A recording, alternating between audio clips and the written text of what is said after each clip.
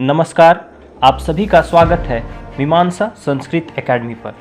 दोस्तों, सूक्तियों की श्रृंखला में आज जो सूक्ति हम लेने वाले हैं, यह सूक्ति मनुस्मृति से ली गई है।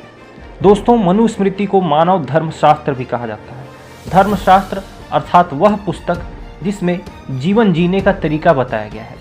समाज को किन नियमों का पालन करना चाहिए, एक राजा को किन नियमों का पालन करना चाहिए, प्रजा, जनता इत्यादि को किन नियमों का पालन करना चाहिए, ये सभी बातें धर्मशास्त्र में बताई जाती थी। धर्मशास्त्रों में मनुस्मृति एक अनोखा धर्मशास्त्र है। हालांकि यह पुस्तक आज काफ़ी विवादास्पद पुस्तक मानी जाती है। इसे कई लोग इस पुस्तक को जला भी देते हैं। इस पुस्तक से उनकी अपनी पीड़ाएं हो सकती हैं, मैं इस बात से मना नहीं कर रहा हूँ, परंतु मेरा ऐसा मानना है कि हमें किसी भी पुस्तक को नहीं जलाना चाहिए। यदि इसमें लिखी गई बात आपको पसंद नहीं है तो आप इसके समक्ष अपनी पुस्तक लिखिए। पुस्तक का जवाब पुस्तक से देना चाहिए। आप पुस्तक को जला करके अच्छी उदाहरण प्रस्तुत नहीं करते हैं। हालांकि यह तो एक धर्मशास्त्र है, जैसे आज का संविधान है, यह पुराने जमाने का भारतीय संविधान इसे माना जा सकता है। हालांकि मैं ऐसा बिल्कुल नहीं कह रहा हूँ कि हमें भारतीय संविधान के स्थान पर मनुस्मृति का सहारा लेना चाहिए, परंतु आप ऐसा सोचिए कि भारतीय संविधान जो महान लोगों द्वारा लिखा गया, 3 साल के अथक प्रयास के द्वारा लिखा गया, वह संविधान भी आज 70 साल होते होते उसमें करीब 105 बार संशोधन करना पड़ा है। अर्थात कोई भी पुस्तक वह एक समाज के लिए लिखी गई हो, उसमें समाज के लिए नियम बनाए गए हों, वो नियम हमेशा कारगर नहीं हो सकते हैं। हमें बस यह बात स्वीकार करनी चाहिए। अलग अलग काल, अलग अलग परिस्थितियों में समाज की आवश्यकताएं अलग अलग होती हैं और उस आधार पर हम चलते हैं, मनुस्मृति पर चर्चा करते हैं।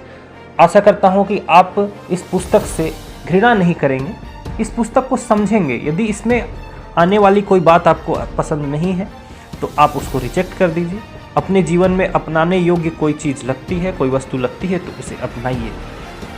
दोस्तों, आज जो सूक्ति हम लेने जा रहे हैं, यह सूक्ति सत्य के विषय में बात करती है तथा यह बात करती है कि हमें किस प्रकार का वचन बोलना चाहिए। क्या हमें हमेशा सत्य का ही प्रयोग करना चाहिए?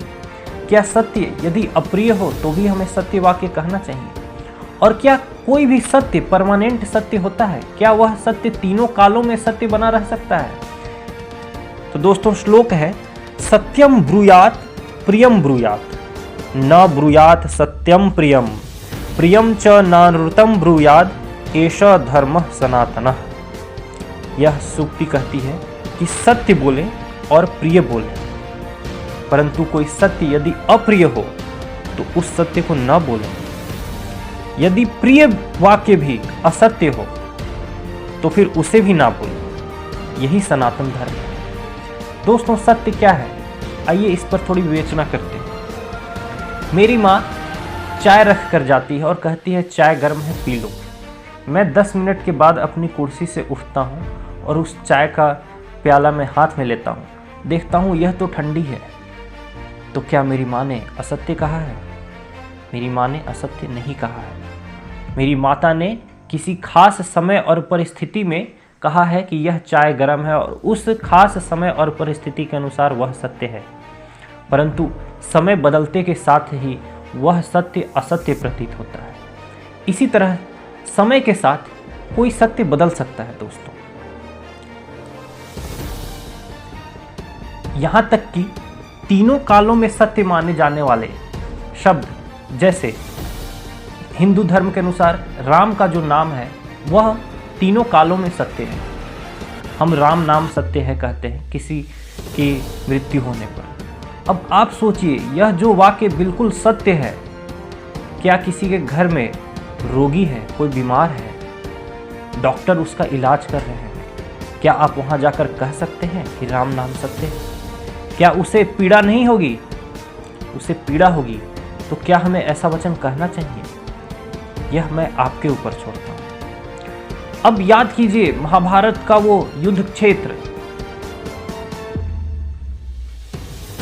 युधिष्ठिर द्रोणाचार्य से कहते हैं, अश्वत्थामा हतः अर्थात अश्वत्थामा मारा गया। क्या ये बात सत्य था? हालांकि अश्वत्थामा नामक हाथी मारा गया था, परंतु अश्वत्थामा हतः इस शब्द से द्रोणाचार्य को जो ज्ञान हुआ वह ज्ञान अवश्य ही असत्य था। अतः दोस्तों, हम यह देखते हैं कि कोई महान सत्यवादी इंसान भी हमेशा सत्य नहीं बोल सकता है। तो क्या हमें हमेशा सत्य बोलना चाहिए? हाँ, हमें हमेशा सत्य बोलने का प्रयास अवश्य करना चाहिए, परंतु विभिन्न परिस्थितियों में हम चाहते हुए भी पूर्ण सत्य नहीं बोल सकते हैं। अगर हमारे आंखों पर पट्टी बंधी हुई हो और कमरे में मैं जाऊं और मैं हाथी का स्पर्श करूं, तो मैं क्या कहूँगा कि हाथी कैसा दिखता है? यदि मैं उसके पैर का स्पर्श करूँगा तो मुझे हाथी खंभे के समान प्रतीत होगा। यदि मैं उसकी पीठ को छूऊंगा तो मुझे हाथी दीवार के समान प्रतीत होगा। और यदि मैं उसकी पूंछ को छूऊंगा तो मुझे हाथी झाड़ू के समान प्रतीत होगा। और यदि मैं कहता हूँ कि हाथी झाड़ू के जैसा होता है, तो क्या मैं सत्य कह रहा हूँ या असत्य? यदि मैं कहता हूँ कि हाथी खंभे के समान प्रतीत होता है, तो क्या मैं सत्य कह रहा हूँ अथवा असत्य? यदि मैं कहता हूँ कि हाथी दीवार के समान प्रतीत हो रहा है, तो क्या मेरी वाणी मिथ्या है या फिर मेरी वाणी सत्य है?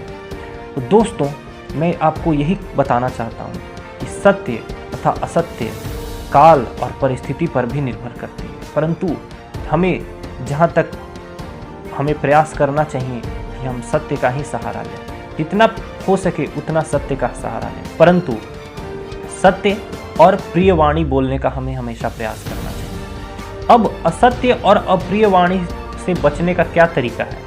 तो असत्य और अप्रिय वाणी से बचने का एकमात्र तरीका है कम बोलना। यदि आप अधिक बोलेंगे तो अवश्य ही आप सोच समझकर नहीं बोलेंगे। इस क्रम में आप कई बार असत्य भी बोल सकते हैं तथा आप बिना सोचे समझे बोलने के कारण से किसी को अप्रिय लगने वाली वाणी भी बोल सकते हैं। अतः हमें प्रयास करना चाहिए कि हम कम ही बोलें, उतना ही बोलें जितना आवश्यक हो, परंतु सत्य बोलें। और यदि सत्य बोलने से भी किसी को पीड़ा हो, ऐसा हमें अनुभव होता है, तो वैसे सत्य को भी हमें अपने साथ ही छुपा लेना चाहिए, अपने हृदय में उसको दबा लेना चाहिए, क्योंकि पीड़ा देने वाला सत्य अहिंसा के समान होता है। तो दोस्तों, मैं आशा करता हूँ कि आपको मनुस्मृति की यह सूक्ति सत्यम ब्रूयात प्रियम ब्रूयात न ब्रूयात सत्यम प्रियम प्रियम च नानृतम ब्रूयाद एष धर्मः सनातनः, यह सूक्ति भी पसंद आई होगी तथा सत्य और असत्य के ऊपर मैंने जो विवेचना करने का प्रयास किया है यह आपको अच्छा लगा होगा। आपने यदि इतना समय हमारे वीडियो को सुनने में लगाया है तो मैं आशा करता हूँ कि आप वीडियो को लाइक करेंगे, चैनल को सब्सक्राइब करेंगे और इस वीडियो को अपने मित्रों तक जरूर पहुँचाएंगे। धन्यवाद।